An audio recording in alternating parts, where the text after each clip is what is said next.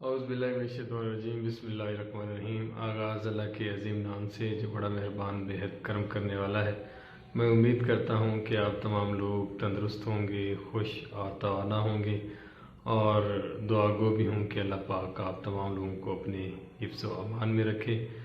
عزیز طلباء، آج جس موضوع پر ہم نے اظہار خیال کرنا ہے وہ آپ کے سال اول کی جو اردو کی کتاب ہے اس کا پہلا سبق ہے اسوہ حسنہ صلی اللہ علیہ وآلہ وسلم۔ اسوہ حسنہ صلی اللہ علیہ وآلہ وسلم کے اوپر بات کرنے سے پہلے اس کا جو مصنف ہے سید سلیمان ندوی، ان کے حوالے سے تھوڑا سا میں تعارفی پس منظر جو ہے وہ آپ کے سامنے رکھنا چاہوں گا۔ سید سلیمان ندوی بھارت کے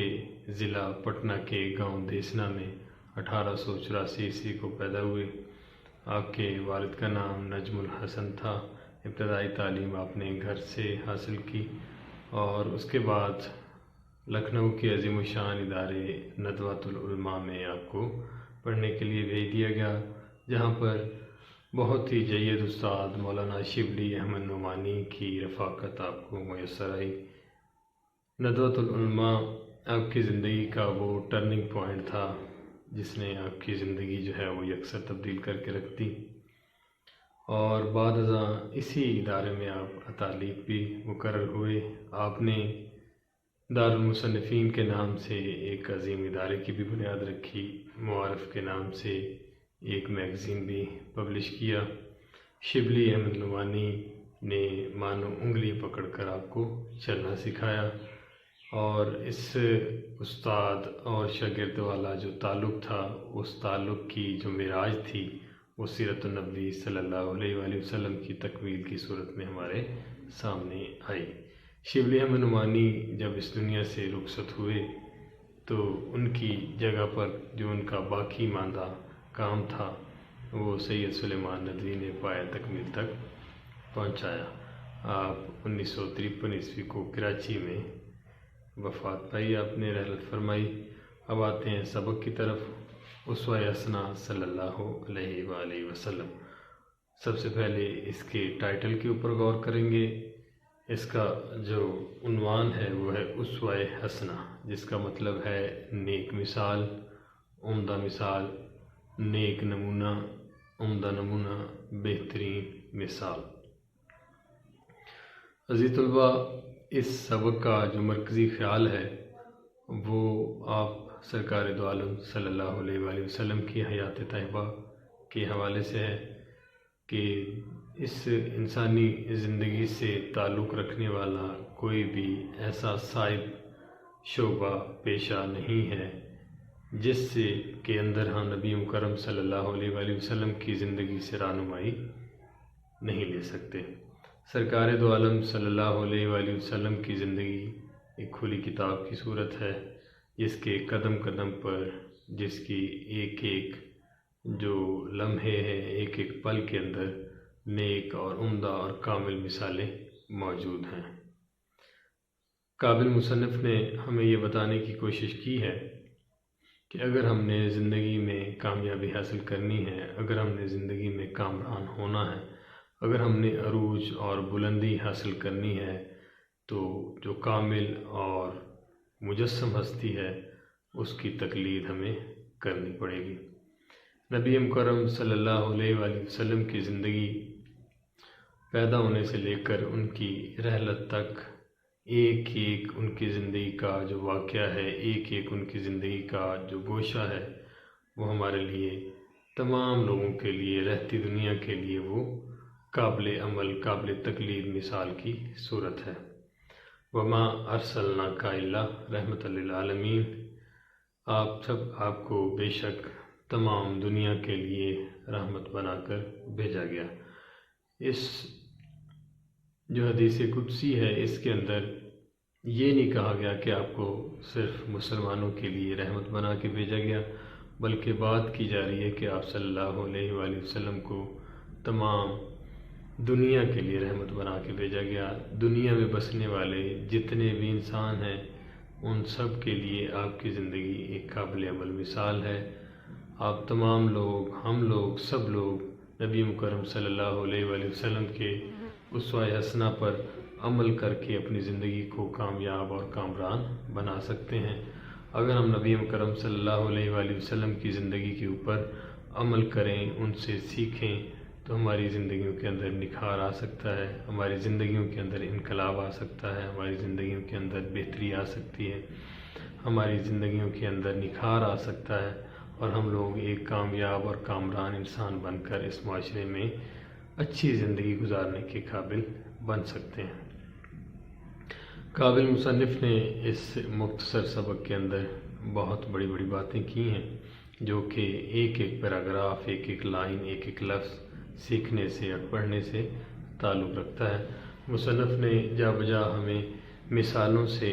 بتانے کی کوشش کی ہے، یہ بات سمجھانے کی کوشش کی ہے کہ چاہے ہمارا تعلق زندگی کے کسی بھی شعبے سے، کسی بھی پیشے سے، کسی بھی مرتبے سے، کسی بھی رتبے سے کیوں نہ ہو،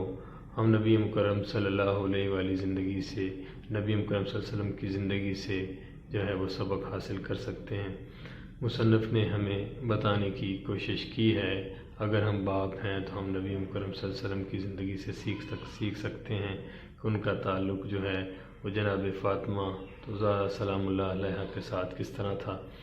جب وہ آپ سرکار صلی اللہ علیہ وسلم سے ملنے کے لیے آتی تھی تو آپ ان کے احترام میں کھڑے ہو جاتے تھے۔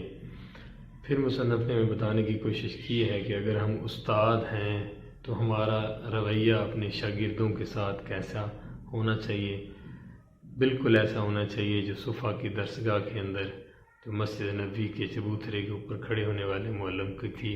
اور جو ان کے سامنے صحابہ کرام رضوان اللہ اجمعین بیٹھے ہوتے تھے، ان کا احترام کرتے تھے، ان کا ادب کرتے تھے، اور آپ کا جو سمجھانے کا انداز تھا وہ سب کے لیے قابل تقلید ہے۔ جو متعلم کے آداب ہوتے ہیں وہ ہم نے اگر سیکھنے ہیں تو وہ نبی مکرم صلی اللہ علیہ وآلہ وسلم کی زندگی سے ہم سیکھ سکتے ہیں کہ جب جبرائیل امین وحی لے کر آتے تھے تو نبی مکرم صلی اللہ علیہ وآلہ وسلم ان کے سامنے کس طرح احترام کے ساتھ بیٹھتے تھے۔